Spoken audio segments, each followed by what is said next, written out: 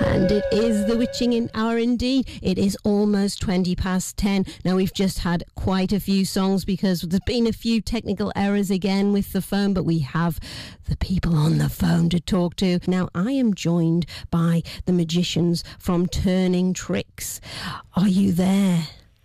Hey, how are you? Hello. So I'm talking to Pete Booth and Sean Murgard. How are you? Great, yeah. Very good, very good.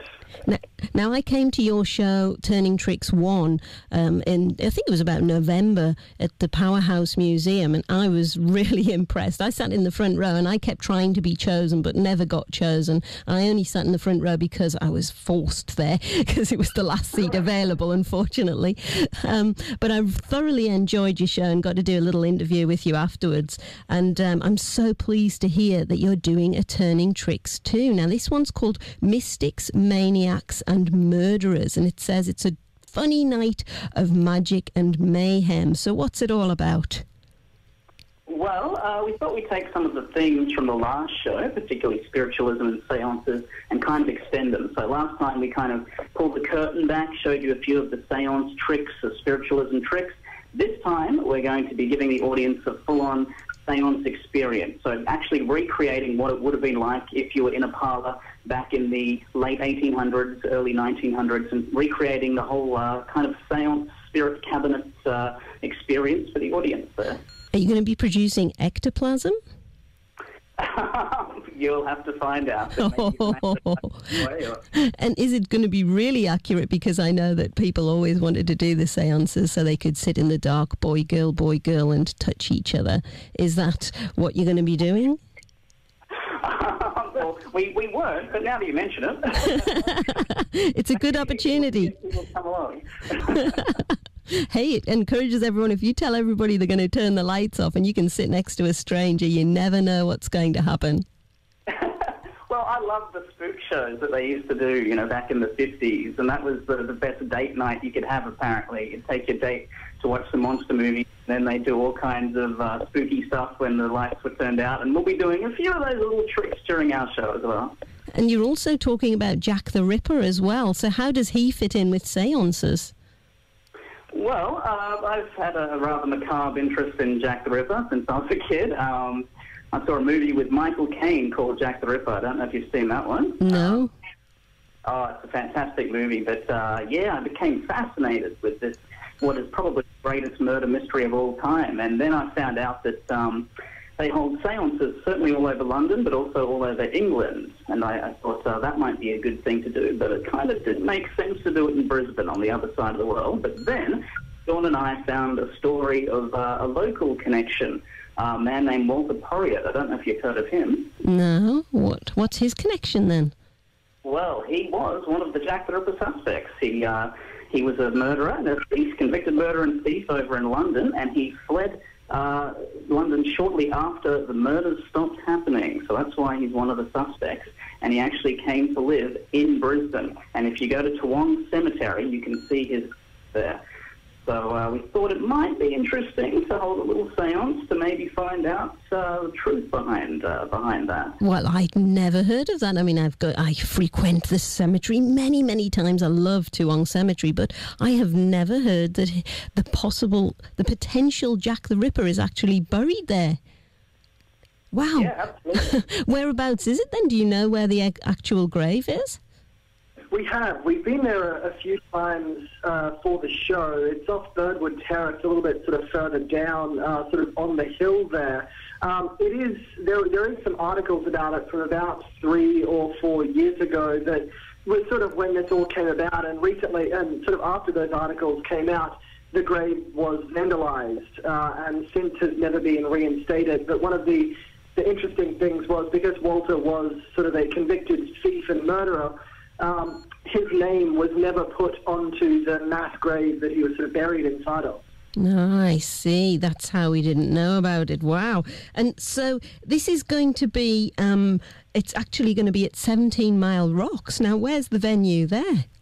It is. So we're very lucky to be in the second year of participating in our second year of the Anywhere Festival, previously the Anywhere Theatre Festival, which is basically a theatre festival held now in a few locations around Australia that celebrates the joy of theatre in the nooks and crannies around Brisbane in this case. So we're actually performing it in a real warehouse, which is where we did the show last year, and it's converted into a theatre for the nights that we're there. And that's where we do the show. Oh, that's going to be awesome. It's going to really add to all the anticipation if you're in this big old warehouse and it's going to be dark. Wow, I can't wait. It's going to be fantastic. And it's cheap as well. It's only $20 and it's Friday to Sunday the 8th till the 10th, and then also Friday to Sunday to the 15th to the 17th at 7:30. Yep, absolutely. We hope to see some people listeners to your show there. We'd also like to offer a special incentive to your listeners, if we could. Oh, yes. I love the Witching Hour Facebook page, and I saw you had a post about us up there. So what we'd like to do is for the first person to reply to that post about the show on the Witching Hour Facebook page, we'd like to offer them a couple of free tickets to any night that they like. Oh, that is awesome. Fantastic. Thank you. So they need to get on the Witching Hour Facebook page now and make some sort of comment or just like it? Just make a comment of saying, "Can I please have 2 tickets to the show?" Awesome, and we'll sort that out, and we'll get the 2 tickets to be picked up at the door. Fantastic, that is awesome. Thank you so much. Now, you both magicians by trade, and Sean, you are actually you started out doing more mentalism. Is that right? Absolutely, yeah. I think it was more, I started out more as a sleight of hand magician, and then found interest in the sort of pseudo mind reading, mentalism sort of thing instead. So what is actually mentalism then? I guess the best way to describe it is being able to use similar tricks to magic to sort of create the illusion of a sixth sense, and also using things like body language and persuasion to be able to sort of create that illusion. The best way that I can probably explain it is if you imagine you're sitting on a park bench and or say you're perhaps watching a husband and a wife sitting on a park bench and a pretty girl jogs by. The husband looks at the pretty girl and the wife looks at the husband. We sort of know what the husband is thinking. We know what the wife was thinking. We haven't really read their minds, but we've read their thoughts, and that's, I guess, sort of what I try to do. So it's more sort of body language and anticipating what people are thinking. What about strange people like me who always try and think something different? Do you find that we're still stereotyped in the way we think? I think sometimes it, in certain circumstances, makes it even easier.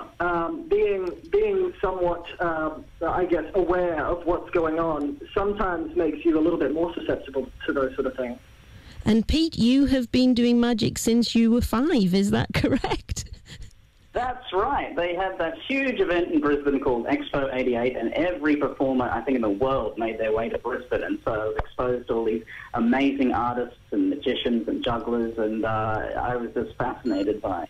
And now you write for Skeptic magazine, so you are truly a skeptic. That's right, yeah. When you're a magician for a long time, you can go either way. You can really get kind of caught up in the mysticism of spirituality, and a lot of magicians go that way. Or you can go the James Randi way, which is just to question everything, because you know about a lot of the tricks that kind of go into a lot of the so-called psychic demonstrations. So that kind of turns you into a skeptic. But have you been part of some real magical circles? Have you done anything such as, any sort of pagan things or witchcraft, or been part of real magical circles? Because it's very different to magicians' tricks. That's right, yes. And, what Sean and I do is very much in the entertainment theatre realm, but we hope to kind of recreate some of that stuff. I've been on various tours of cemeteries and so forth where they do those kinds of rituals, and it's been very fascinating stuff. And I personally don't buy into it too much, but it is certainly a very, very fascinating, interesting world. Well, thank you so much. So I'll have to check the Facebook page and see. I'm sure somebody's already been on there. But if they haven't, look at the Witching Hour Facebook page and please like and comment on Turning Tricks 2, which is Mystics, Maniacs and Murderers. So if they want to get hold of the tickets, where should they go to? Absolutely. The best place to go is straight to the Turning Tricks website, which is turningtricks.com.au. And as you said, tickets are $20 and for those 6 nights.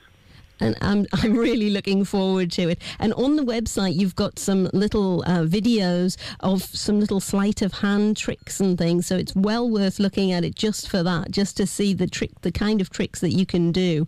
Very sort of sideshow tricks, but they catch you out every time. They really do.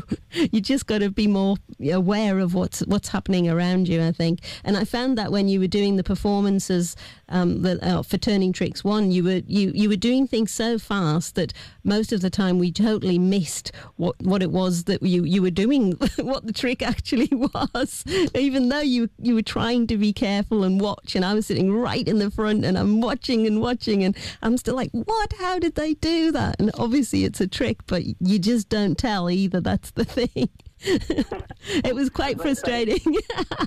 There's still some things I still want to know about the envelope. The trick you had a trick where there was 2 envelopes, one was about $100 or something in, wasn't it? And then another envelope, and just throughout the evening, just by giving one audience member the choice, you managed to manipulate them so that they chose the one which didn't have the money in.